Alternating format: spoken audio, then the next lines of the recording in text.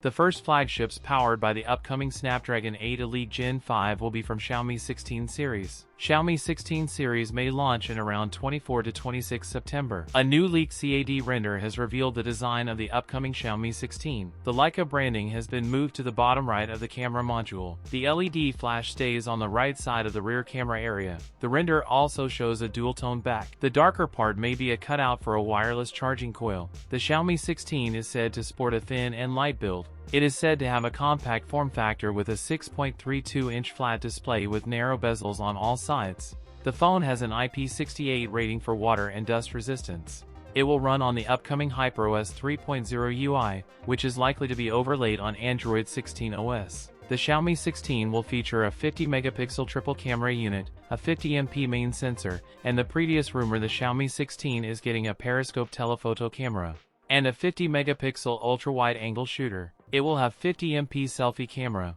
The Xiaomi 16 will reportedly house an impressive 6,500 mAh battery capacity with 100W fast charger. That's it for today's video. If you enjoyed it, don't forget to like, comment, and subscribe for more content. Thanks for watching, and I'll see you in the next one.